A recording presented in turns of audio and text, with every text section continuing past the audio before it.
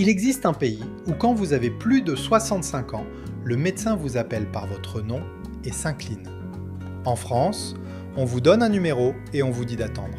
La France est le pays des droits de l'homme, non? Sécurité sociale, baguette, art de vivre. Mais ce qu'on ne vous montre jamais, c'est l'autre côté. Celui où vieillir rime avec disparaître. Ce ne sont pas des brochures touristiques pour retraités dorés. Ce sont des pays où la dignité existe encore. Des endroits si respectueux des aînés que même les administrations vous sourient sincèrement. Certains offrent des soins médicaux de classe mondiale pour une fraction du prix français. D'autres vous accueillent comme un trésor national. Et celui où un retraité lyonnais pleure en racontant qu'on lui a dit merci d'être ici. Vous pensez connaître l'expatriation ? Mais connaissez-vous le pays où votre pension française vous transforme en roi respecté ? Vous n'êtes pas prêt pour ce qui suit. Abonnez-vous. Pour ne pas rater les destinations qui changent des vies. On décortique tout. Numéro 10, le Portugal. Vous posez le pied à Lisbonne et quelque chose cloche. Les gens vous regardent. Non pas comme en France où on vous traverse du regard comme si vous étiez transparent après 65 ans, ils vous regardent vraiment. Le boulanger vous appelle Senior. Le voisin vous apporte du poisson grillé le dimanche. Vous existez. Et ça fait un choc quand on a passé 10 ans à se sentir invisible dans son propre pays. Le Portugal n'est pas juste le pays pas cher à côté de l'Espagne. C'est une nation qui a placé le respect intergénérationnel au cœur de sa culture depuis des siècles. Les familles vivent ensemble, les aînés mangent en premier, et le mot « avô », grand-père, se prononce avec une tendresse que le mot français « vieux » n'a jamais eue. Avec ses 300 jours de soleil par an, une côte atlantique spectaculaire et une communauté française estimée à plus de 100 000 résidents, le Portugal est devenu le premier choix des retraités français qui fuient non pas les impôts, mais l'indifférence. Ce que personne ne vous dit, c'est que le Portugal a créé un écosystème complet pour les retraités étrangers et que ça fonctionne. Le régime fiscal des résidents non habituels, même réformé en 2024, offre encore des avantages considérables pour les pensions privées. Mais au-delà des chiffres, c'est le système de santé qui surprend. Le SNS portugais vous accueille pour une fraction du coût français. Et les médecins prennent le temps, 20 minutes, 30 minutes. En France, votre généraliste regarde déjà le patient suivant avant que vous ayez fini votre phrase. Le coût de la vie au Portugal tourne autour de 30 à 35% en dessous de la moyenne française, selon Numbeo 2025. Un loyer pour un T2 meublé à Porto ou Faro oscille entre 600 et 900 euros par mois. Une consultation chez un médecin privé coûte entre 40 et 60 euros, contre souvent le double à Paris. Les courses alimentaires reviennent à environ 250 euros par mois pour un couple grâce aux marchés locaux. Le café, 60 centimes debout au comptoir. En France, pour ce prix, on vous donne à peine le droit de regarder la machine. La taxe foncière sur un appartement moyen à l'Algarve, entre 200 et 500 euros par an. Et le soleil, lui, est gratuit, 300 jours par an de vitamine D offerte. Avec une pension de 1800 euros, vous vivez comme un notable local, repas au restaurant inclus, 3 fois par semaine. Et vous avez accès à un système de santé fonctionnel, sans 6 mois d'attente pour un spécialiste. L'inconvénient, la langue. Le portugais n'est pas l'espagnol. C'est une langue à part, nasale, rapide, et les débuts sont rudes. L'administration reste, soyons honnêtes, méditerranéenne dans sa lenteur. Un retraité de Toulouse sur un forum expat. La première fois que mon médecin portugais m'a serré la main en me raccompagnant à la porte, j'ai failli pleurer. En France, mon généraliste ne levait même plus les yeux de son écran. Moi, personnellement, je trouve ça fascinant. Le Portugal, c'est le pays où les retraités français découvrent que le respect existe encore. Et ça en dit long sur ce qu'on a normalisé chez nous. On parle d'un pays où le SMIC est à 870 euros et où les gens trouvent quand même le temps d'être aimables. Pendant ce temps, en France, vous allez aux urgences à 72 ans et on vous demande si c'est vraiment urgent, comme si votre âge était une circonstance aggravante. Le Portugal, c'est un peu le Gandalf de l'expatriation retraite. Il arrive exactement quand vous en avez besoin. Et contrairement à la CPAM, il répond au téléphone. Imaginez ceci. Vous êtes assis sur une terrasse à Tavira, l'odeur du poisson grillé sur charbon monte depuis la ruelle en contrebas. Les tuiles oranges brillent sous un ciel absurdement bleu. Et un voisin que vous connaissez depuis 3 mois vous fait signe de venir partager une carafe de vino verde. Personne ne vous a demandé votre âge depuis que vous êtes arrivé. À Paris, un rendez-vous chez le spécialiste dans 4 mois et un bonjour optionnel. Au Portugal, un médecin qui vous serre la main et un rendez-vous la semaine prochaine. Vous troqueriez la Sécu française contre un système qui vous traite comme un être humain ? Oui ou non ? J'aime attendre 7 heures aux urgences. Dites-le en commentaire. Et si vous trouvez que le Portugal semble trop beau, attendez de voir ce que le Japon fait pour ses aînés. Numéro 9. Le Japon. Là où vieillir est un honneur, pas un diagnostic. Vous marchez dans une rue de Kyoto et un jeune homme s'arrête, s'incline légèrement et vous laisse passer. Pas parce que vous bloquez le chemin, parce que vous avez des cheveux blancs et qu'au Japon ça veut dire quelque chose. Ça veut dire que vous avez vécu, que vous méritez le passage, que votre existence n'est pas un encombrement, mais un privilège pour ceux qui vous croisent. Bienvenue dans un pays qui a un jour férié national pour honorer les personnes âgées. Le Japon n'est pas juste le pays des sushis et de la technologie. C'est une civilisation qui a construit le concept de Keiro no Hi, la journée du respect des personnes âgées, célébrée chaque 3e lundi de septembre depuis 1966. Les seniors ne sont pas gérés, ils sont vénérés. Avec l'une des espérances de vie les plus élevées au monde, 84,7 ans en moyenne en 2025, le Japon ne se contente pas de garder ses aînés en vie, il leur donne une raison de vivre. Le concept d'ikigai, cette raison d'être, est littéralement prescrit par les médecins. Voilà ce qui va vous surprendre. Le Japon n'est pas réservé aux expatriés fortunés. Le programme de visa longue durée pour retraités, bien que sélectif, s'ouvre progressivement. Et le coût de la vie en dehors de Tokyo est étonnamment raisonnable. Des villes comme Fukuoka, Kanazawa ou Matsumoto offrent une qualité de vie stupéfiante. Le système de santé universel japonais, classé parmi les 3 meilleurs au monde par le Lancet, coûte en moyenne 30% de moins que son équivalent français pour les actes courants. Et les délais d'attente sont presque inexistants pour les consultations généralistes. Le coût de la vie dans une ville japonaise moyenne tourne autour de 20 à 25% en dessous de Paris. Un loyer correct à Fukuoka se situe entre 400 et 700 € par mois. Une consultation médicale de base revient à environ 10 à 20 € après remboursement. Les transports seniors bénéficient de réductions jusqu'à 50% dans de nombreuses municipalités. Un repas complet dans un restaurant local coûte entre 5 et 10 €. Oui, un vrai repas, pas un onigiri triste au 7-Eleven. L'assurance santé nationale pour un retraité tourne autour de 150 à 300 € mensuels. Le taux de criminalité parmi les plus bas de la planète, environ 0,3% 1000 habitants pour les crimes violents. L'avantage, un système de santé quasi parfait, une sécurité totale et une culture qui vous traite comme un sage plutôt qu'un poids. L'inconvénient, la barrière linguistique est un mur. Le japonais est l'une des langues les plus difficiles pour un francophone et l'intégration profonde prend des années. La solitude culturelle est réelle. Un expatrié français à Osaka sur un blog personnel. Au Japon, quand je dis que j'ai 71 ans, les gens répondent « Sugoi, c'est impressionnant ». En France, on me répondait « Ah, déjà » avec un regard de condoléance. Ok, on peut en parler 2 secondes ? Le Japon a un jour férié pour respecter les vieux, un jour férié national. En France, on a quoi ? La journée internationale des personnes âgées le 1er octobre ? Personne ne la connaît, même Google doit la chercher. Le Japon traite ses seniors comme la France traite ses fromages, avec révérence, attention et une infrastructure dédiée. Pendant ce temps chez nous, on ferme des EHPAD et on met des robots d'accueil dans les mairies. Le robot au moins, il dit bonjour à chaque fois.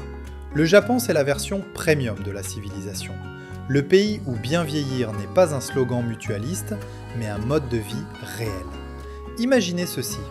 Vous êtes assis dans un onsen à Beppu. L'eau sulfureuse à 40 degrés enveloppe vos articulations fatiguées, la vapeur monte entre les érables rouges, le silence n'est brisé que par le son d'une fontaine en bambou qui bascule doucement. Personne ne vous presse. Vous êtes exactement là où la société japonaise pense que vous devriez être. En France, on ferme les bains publics. Au Japon, on vous en prescrit un sur ordonnance médicale. Vous apprendriez le japonais à 68 ans pour vivre dans un pays qui vous respecte? Oui ou non? Je préfère qu'on m'ignore en français. Balancez ça en commentaire. Et si le Japon vous semble trop loin, le prochain pays est à 2 heures d'avion de Paris. Numéro 8, l'Espagne. Le voisin qu'on sous-estime toujours. Vous vous installez à Valence et dès la première semaine, votre voisine de 80 ans vous invite à manger une paella parce que vous êtes nouveau et que c'est comme ça ici. Elle ne vous a pas demandé votre âge, votre profession d'avant, ni si vous avez une mutuelle. Elle vous a demandé si vous aimiez le safran. En Espagne, la communauté n'est pas un concept, c'est le repas de midi. L'Espagne n'est pas juste la destination des touristes en tongs, c'est le pays européen où le lien intergénérationnel résiste le plus à l'individualisme moderne. Les abuelos, grands-parents, sont le ciment social des quartiers. Ils gardent les enfants, occupent les places publiques, jouent aux cartes jusqu'à minuit et personne ne trouve ça étrange. Avec plus de 80 000 retraités français installés en Espagne, selon les consulats, le pays offre une infrastructure d'accueil francophone déjà rodée. Des côtes méditerranéennes à l'Andalousie jusqu'aux Baléares. L'Espagne ne se contente pas d'être chaleureuse. Elle a réformé son système de santé d'une manière qui fait pâlir la France. Le système national de santé espagnol, le SNS, est gratuit pour les résidents, y compris les retraités européens inscrits. Les hôpitaux publics espagnols ont été classés parmi les 20 meilleurs en Europe par le Health Consumer Powerhouse en 2024, et les médecins prennent en moyenne 12 minutes par consultation. En France, la moyenne est tombée à 7,8 minutes, presque 2 fois moins de temps pour être traité comme un patient et non comme un dossier. Le coût de la vie en Espagne est environ 25 à 30% inférieur à la France, selon Expatistan 2025. Un T2 à Alicante ou Malaga se loue entre 550 et 850 € mensuels. Les courses alimentaires pour un couple reviennent à environ 300 € par mois grâce aux marchés municipaux. En France, l'huile d'olive coûte plus cher que certains parfums. Une consultation privée chez un généraliste coûte entre 30 et 50 €. La bière en terrasse, 2 €. Le café con leche, 1,20 €. Les premiers 12 000 € annuels sont souvent exonérés pour les résidents fiscaux espagnols. Proximité géographique avec la France, langue latine accessible, communauté française massive, soleil 320 jours par an et un système de santé qui fonctionne sans rendez-vous à 6 mois. L'inconvénient, la chaleur estivale dans le sud peut être brutale. 44 degrés à Séville en août. Et le NIE, le numéro d'identité étranger, peut prendre des semaines. Un couple bordelais sur un groupe Facebook d'expatriés. En 3 ans à Valence, on a vu plus de médecins souriants qu'en 30 ans en France. Notre cardiologue nous appelle par nos prénoms. On pensait que c'était normal, avant de réaliser que ça ne l'était plus chez nous. Ok, on peut en parler ? L'Espagne, un pays qui fait la sieste au milieu de la journée, arrive quand même à mieux traiter ses patients âgés que la France. Un pays qui ferme littéralement ses magasins de 14h à 17h a un meilleur temps de prise en charge aux urgences. C'est comme si un escargot vous battait au sprint. L'Espagne, c'est le pays qui a compris que vivre lentement ne veut pas dire ignorer les gens. Pendant ce temps, en France, on a automatisé les répondeurs de la CPAM pour qu'ils raccrochent plus efficacement. Et honnêtement, si votre retraite n'inclut pas des tapas à 2 € en terrasse à 21h, est-ce vraiment une retraite ? Imaginez ceci. 21h à Valence, le soleil descend enfin, l'air sent le jasmin et la plancha, des enfants courent entre les tables pendant que les abuelos sirotent un tinto de verano. Et vous réalisez que personne ici ne mange avant 21h30, parce que la vie ne se dépêche pour personne. À Lyon, on dîne à 19h dans le silence. À Valence, on commence l'apéro à 21h, au milieu de 3 générations qui parlent en même temps. Vous supporteriez de dîner à 22h tous les soirs en échange du respect et du soleil ?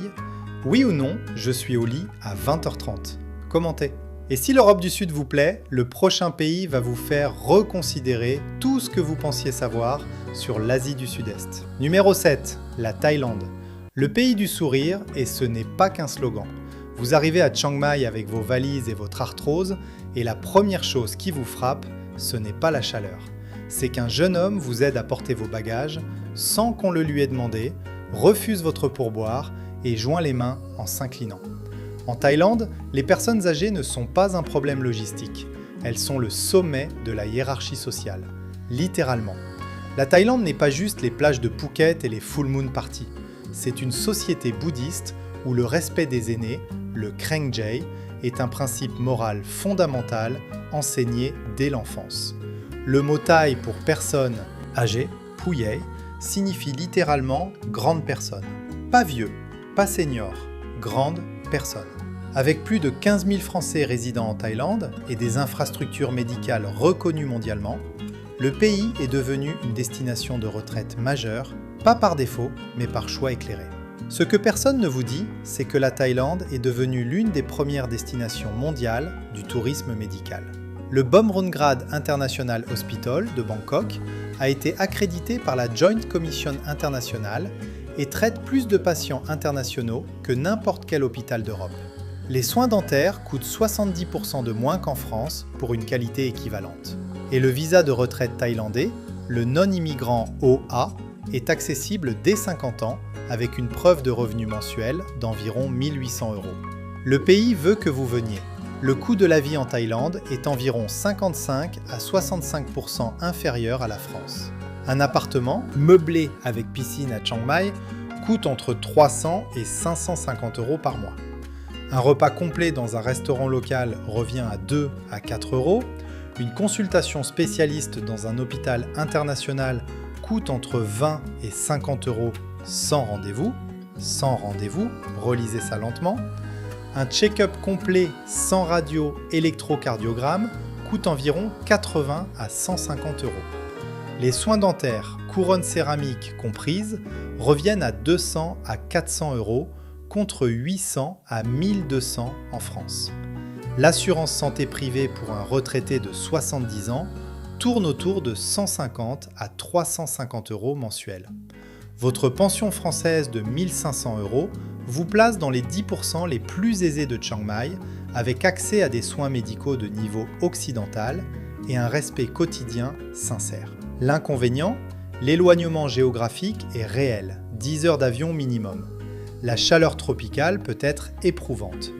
Et le visa nécessite un renouvellement annuel avec justificatif financier. Un retraité normand installé à Chiang Mai depuis 2019 sur un forum. Quand je suis hospitalisé ici, on m'apporte des fleurs et on me demande quel plat je veux pour le dîner. En France, la dernière fois, on m'a oublié dans un couloir pendant 4 heures. Moi, je trouve ça fascinant et troublant à la fois. Il y a quelque chose de profondément dérangeant quand un pays avec un PIB par habitant 7 fois inférieur à la France traite mieux ses patients âgés. C'est comme si un restaurant étoilé vous servait un plat froid pendant qu'un food truck vous offrait le meilleur repas de votre vie. La Thaïlande, c'est ce food truck. Sauf qu'il a une piscine sur le toit, un service de conciergerie et il s'incline quand vous arrivez. La CPAM, elle vous envoie un mail automatique pour vous dire que votre espace personnel est temporairement indisponible. Temporairement, depuis 2019. Imaginez ceci, 6 heures du matin à Chiang Mai.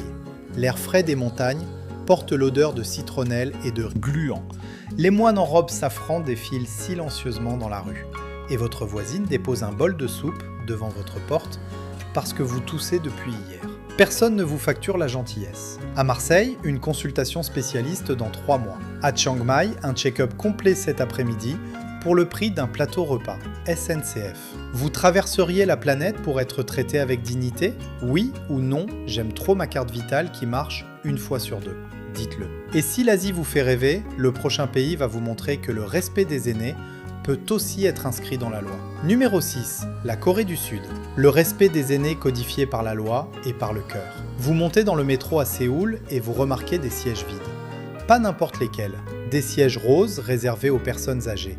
Et personne, absolument personne, de moins de 60 ans ne s'y assoit. Même si le wagon est bondé, même si le trajet dure 1 heure. En Corée, ces sièges sont sacrés. En France, les places prioritaires sont occupées par des sacs à dos et des gens qui regardent leur téléphone en feignant de dormir. La Corée du Sud n'est pas juste la K-pop et Samsung. C'est une société confucéenne où le respect des aînés, le Yodo, est un devoir moral transmis depuis des millénaires. Les enfants parlent à leurs parents avec un niveau de langage formel distinct. Les jeunes versent l'alcool aux aînés en tenant la bouteille à deux mains. Les anniversaires des plus de 60 ans sont des célébrations communautaires, le Wangap.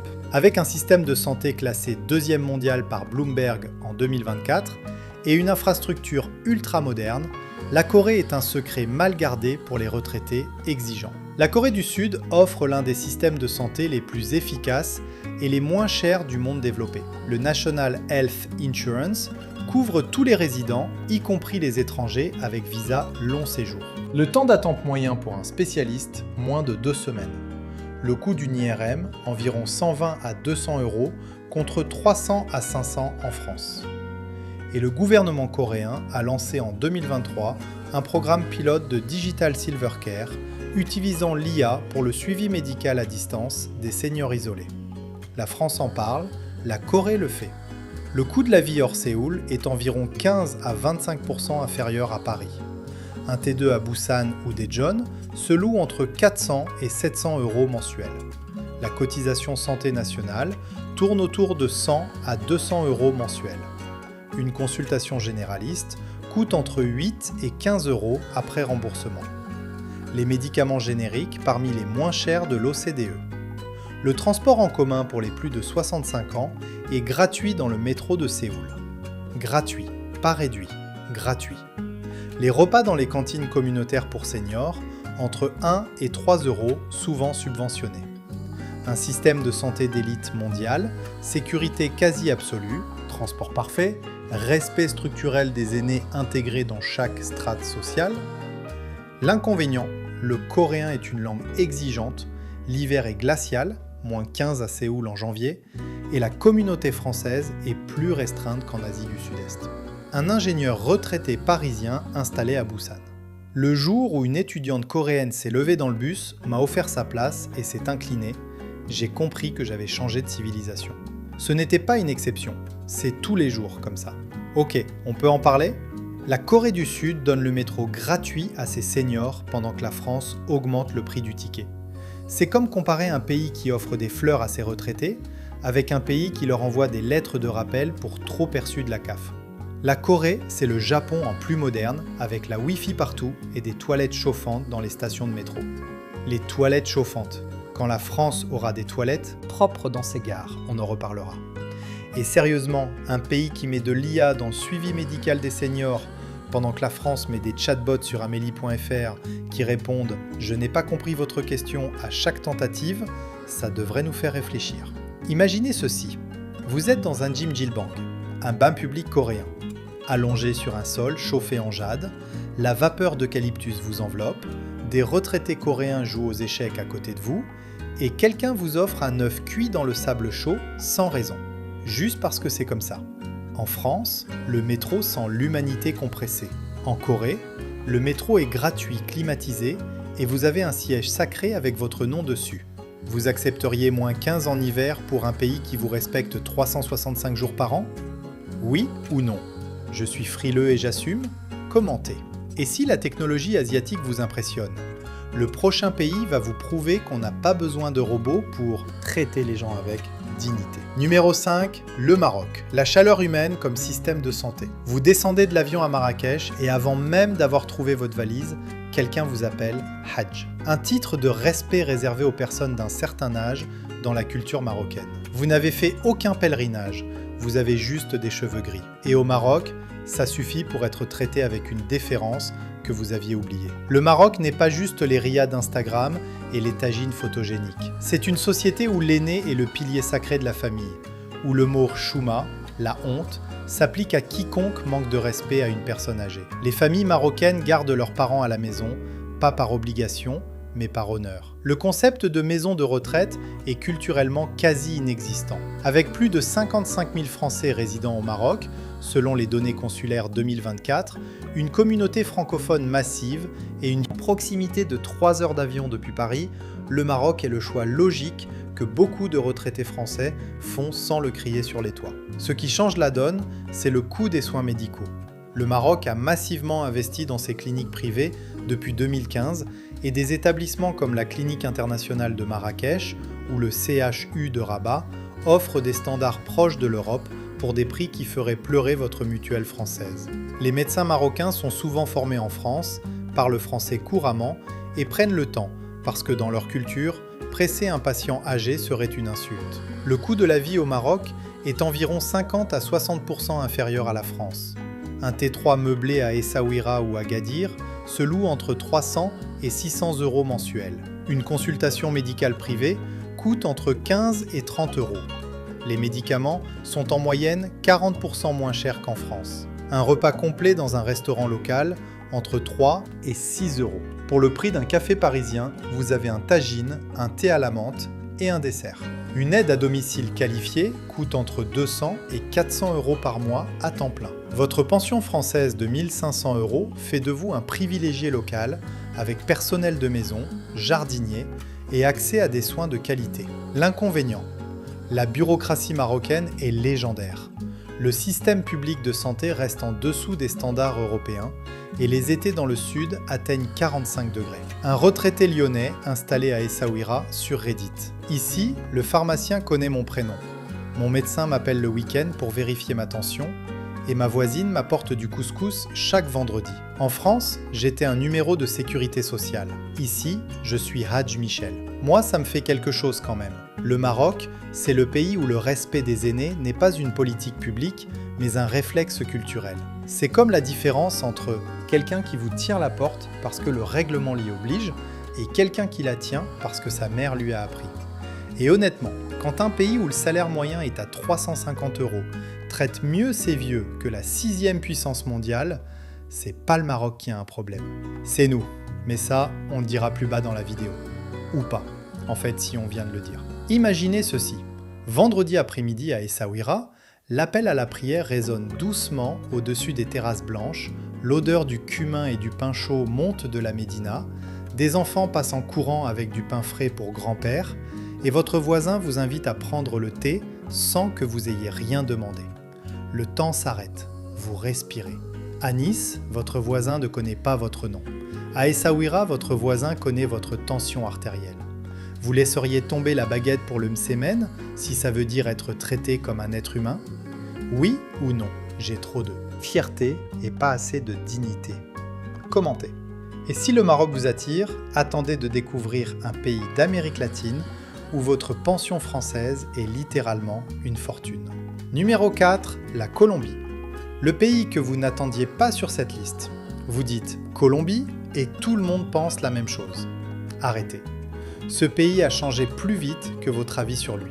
Vous atterrissez à Medellín, l'air des montagnes à 1500 mètres d'altitude est doux toute l'année.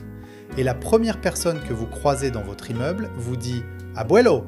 avec un sourire qui n'a rien de condescendant. Ici, les cheveux blancs ne sont pas un signe de péremption, c'est un signe d'autorité naturelle. La Colombie n'est pas juste l'éternelle carte postale tropicale qu'on vous vend dans les documentaires. C'est un pays qui a investi massivement dans son système de santé, au point d'être classé 22e mondial par l'OMS, devant le Canada et les États-Unis. Les villes de Medellín, Bogota ont développé des infrastructures médicales de niveau international. La culture colombienne, comme dans la plupart des sociétés latino-américaines, place les aînés au centre de la structure familiale. Le dimanche en Colombie, c'est le jour de la famille. Les grands-parents sont assis en tête de table, pas devant la télé dans un EHPAD. Ce qui va vous secouer, c'est que la Colombie offre un visa de retraité accessible dès 900 euros de revenus mensuels prouvés. 900 euros.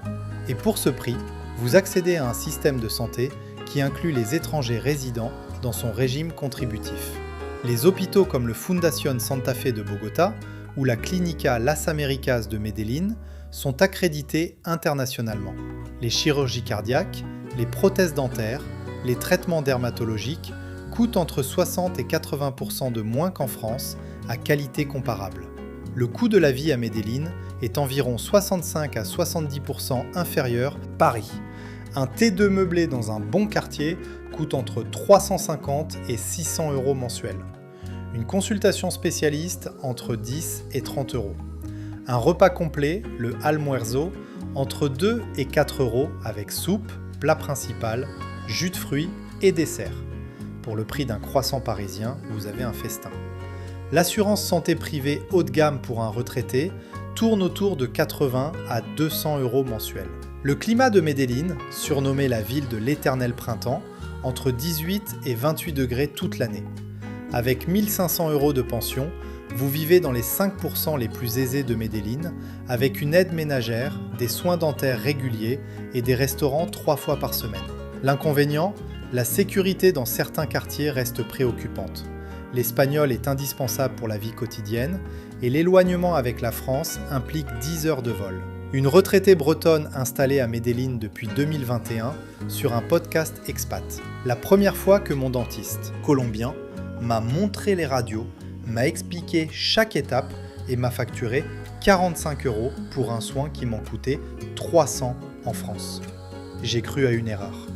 C'était pas une erreur, c'est juste la Colombie. Et voilà le truc qui me rend dingue. La Colombie, un pays qui sortait d'un conflit armé il y a à peine 10 ans, traite mieux ses patients retraités que la France, pays des Lumières. C'est comme si le gamin turbulent de la classe devenait major de promo pendant que le premier de la classe redoublait en silence. Le système de santé colombien progresse. Le système français régresse. Mais au moins en France, on a des affiches dans les salles d'attente qui disent « Votre santé nous tient à cœur ». C'est quelque chose, non ? Non. Imaginez ceci. 8 h du matin à Medellín. L'air des montagnes est frais comme un matin d'avril en Provence. Les orchidées débordent des balcons colorés. Un vendeur ambulant crie ses arepas en bas de chez vous. Et votre voisine de 90 ans fait sa gymnastique sur le toit terrasse en vous faisant signe de la rejoindre. La vieillesse ici n'est pas une fin de partie, c'est le dernier set. À Paris, un croissant coûte 1,40 € et personne ne vous regarde. À Medellín, un festin complet coûte 3 € et tout le monde vous appelle abuelo. Vous risqueriez la Colombie pour une qualité de vie que la France ne peut plus vous offrir ? Oui ou non, je préfère mes préjugés au bonheur. Dites-le. Et si l'Amérique latine vous surprend, attendez le prochain pays qui va vous prouver que le Nord aussi peut traiter ses aînés avec respect. Numéro 3, le Canada. La politesse élevée au rang de système national. Vous arrivez à Montréal et la première chose que vous remarquez, c'est que les gens s'excusent. Tout le temps, pour tout. Quelqu'un vous bouscule légèrement dans le métro et il s'excuse 3 fois. Vous imaginez ça à Paris ? À Paris, on vous bouscule et on vous regarde comme si c'était votre faute d'exister sur le même trottoir. Au Canada, le respect n'est pas un accident culturel. C'est un sport national. Le Canada n'est pas juste le sirop d'érable et les orignales. C'est une société qui a inscrit le multiculturalisme et le respect de la diversité dans sa constitution. Les aînés bénéficient de programmes fédéraux spécifiques, comme la sécurité de la vieillesse et le supplément de revenus garanti. Le Québec en particulier, avec sa langue française et ses liens culturels historiques, est devenu un aimant pour les retraités français. Environ 120 000 Français vivent au Québec, la plus grande communauté française hors Europe. Et le système de santé universel, la RAMQ au Québec, couvre les résidents permanents, sans franchise, sans dépassement d'honoraires et sans regard condescendant. Ce que les brochures ne disent pas, c'est que le Canada investit en moyenne 11,7% de son PIB dans la santé, contre 12,1% en France, mais avec des résultats souvent supérieurs en termes de satisfaction patient. Le programme Nouveaux Horizons pour les aînés finance des projets communautaires de lutte contre l'isolement. Les bibliothèques publiques organisent des programmes intergénérationnels. Les seniors canadiens bénéficient de réductions systématiques sur les transports, les loisirs et les médicaments. La France parle de Silver Economy. Le Canada la pratique. Le coût de la vie au Québec, hors Montréal, est environ 10 à 20% inférieur à Paris. Un T2 à Québecville ou Sherbrooke se loue entre 600 et 900 € mensuels. La RAMQ couvre les consultations hospitalières et médicales sans frais pour les résidents. Les médicaments prescrits sont couverts par l'assurance publique après 65 ans avec un plafond annuel d'environ 1 000 $ canadiens. Oui, un plafond. En France, on appelle ça un mythe. Le transport en commun pour les seniors bénéficie de réductions de 30 à 50% selon les villes. L'impôt sur le revenu est plus élevé qu'en France, mais les services publics justifient chaque dollar. La qualité de vie est réelle, les espaces naturels infinis, la sécurité excellente et la langue française un confort quotidien. L'inconvénient, l'hiver. moins 25 degrés pendant 4 mois à Montréal. La neige jusqu'en avril. Et l'immigration permanente, après 60 ans, est complexe. Les programmes économiques privilégient les actifs. Un retraité niçois installé à Québecville. Ici, quand je vais aux urgences, on me donne une couverture chaude, un café et on m'appelle monsieur. La dernière fois que je suis allé aux urgences en France, on m'a demandé si j'avais pensé à consulter mon médecin traitant. À minuit, un samedi. Look, le Canada, parlons-en honnêtement. C'est le pays où les gens disent « sorry » quand vous leur marchez sur le pied. C'est tellement poli que c'en est presque suspect. On dirait un pays entier élevé par une grand-mère stricte mais bienveillante. Le Canada traite ses aînés comme la France, traite ses monuments historiques avec protection, budget dédié et panneaux explicatifs. Sauf qu'au Canada, les aînés ne s'effritent pas faute d'entretien. En France, on classe les cathédrales patrimoine mondial et on laisse les EHPAD tomber en ruine. Priorité. Imaginez ceci. Matin d'octobre à Québecville. Les érables sont en feu orange et rouge le long du fleuve Saint-Laurent. L'air sent la terre humide et le bois de chauffage.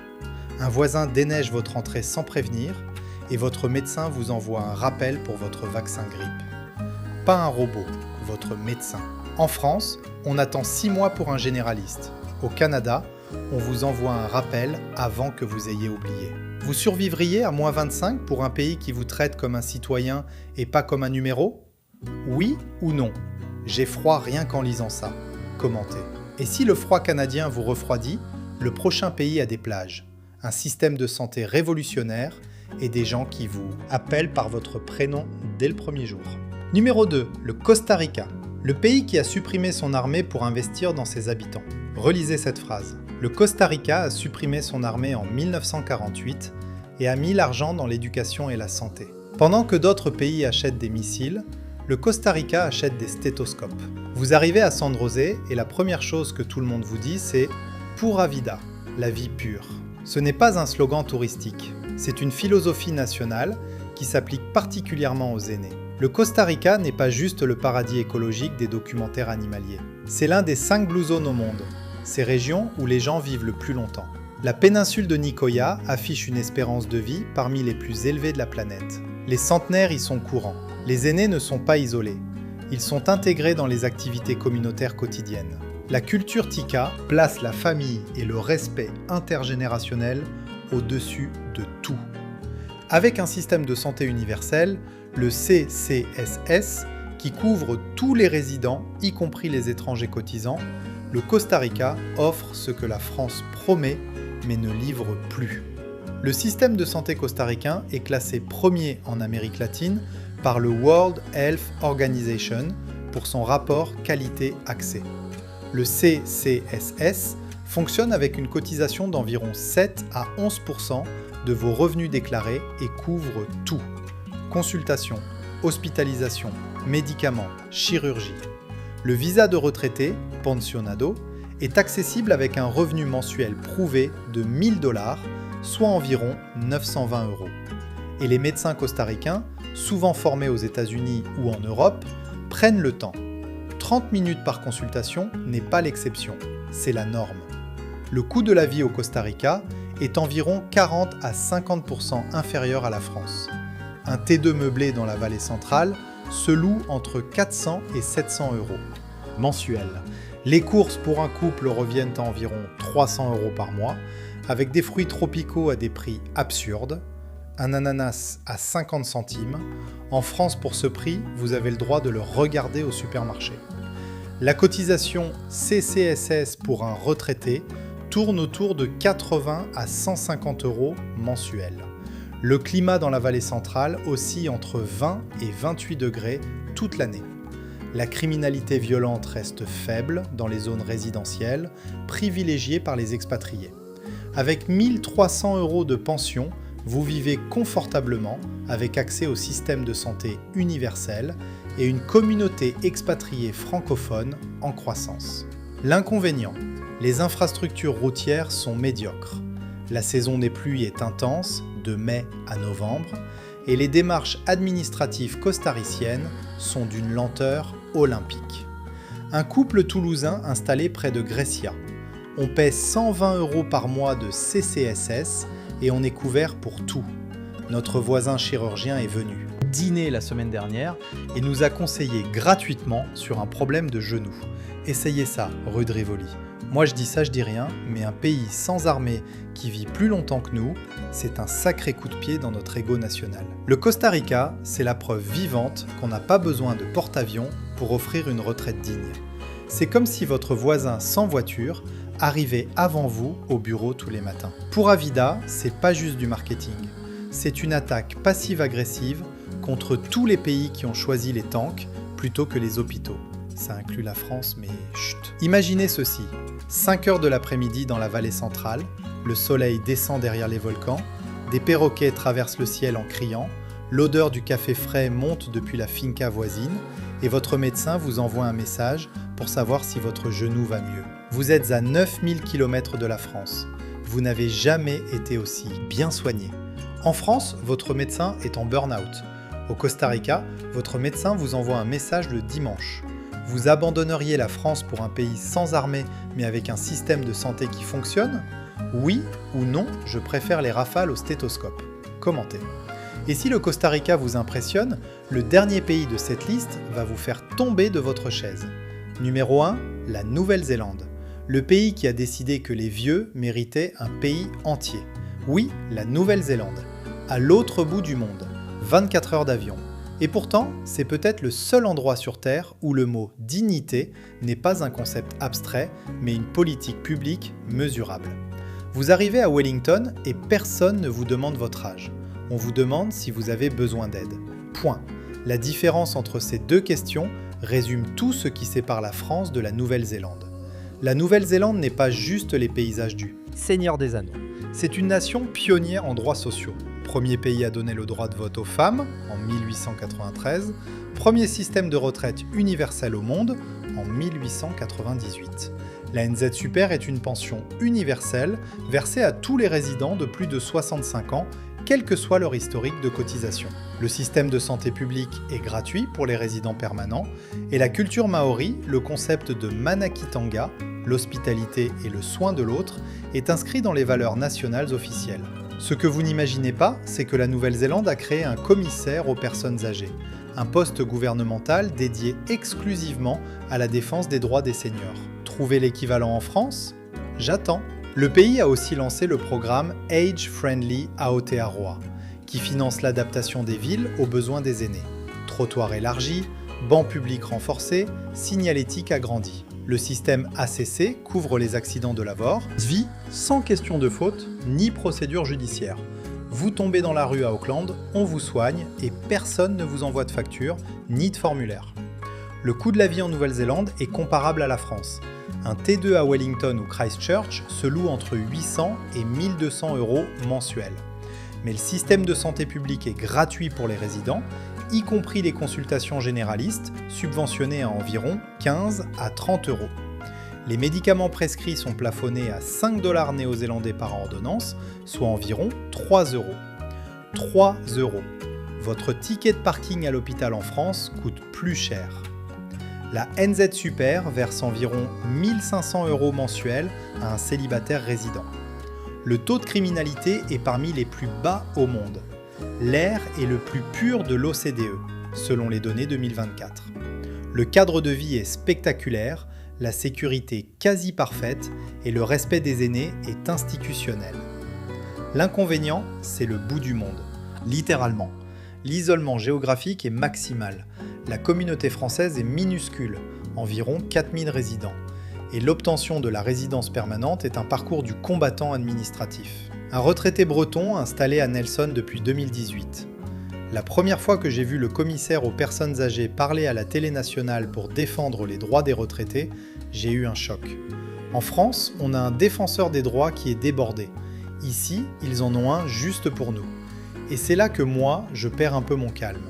La Nouvelle-Zélande, 5 millions d'habitants, au milieu de nulle part, a un fonctionnaire national dont le seul job est de défendre les vieux.